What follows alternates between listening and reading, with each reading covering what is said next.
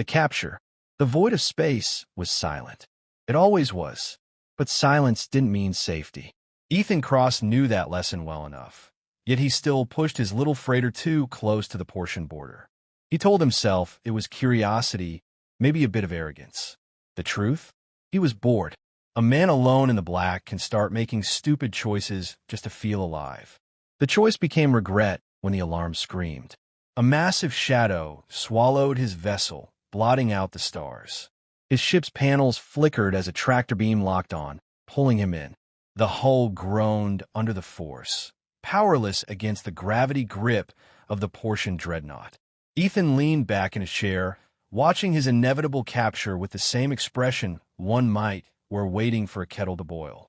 When the docking clamps sealed and the hiss of an atmosphere transfer filled the air, Ethan muttered to himself, "Well, Ethan, you did say you wanted some company." The hatch blew open with a violent hiss. Figures stormed in, towering, grotesque silhouettes that could have walked out of a nightmare. They were Portians, a species as infamous as they were ridiculous. Their bodies were thick, human-like, with powerful limbs, but their faces were pig snouts twisted into permanent sneers. Their eyes were small and cruel, their tusk-lined mouths dripping with contempt.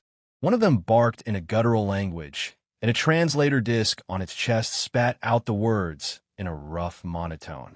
"Human, you are a prisoner of the Portian Empire. Resist and die." Ethan raised his hand slowly. "Well, that's an inviting welcome.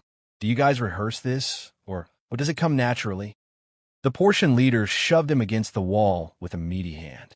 Their claws dug lightly into his jacket, not enough to pierce skin, but enough to send the message: "You are nothing here." Ethan's response was a sigh, as though inconvenienced more than threatened.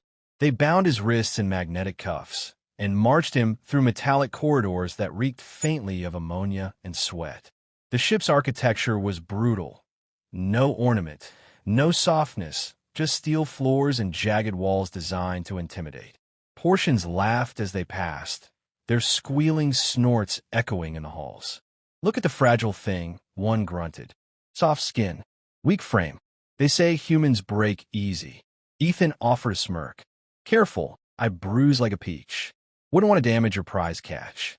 They shoved him again, this time harder. His head knocked against the wall, and he tasted copper. Still, his smile didn't fade. Finally, they dragged him into what looked like an interrogation chamber.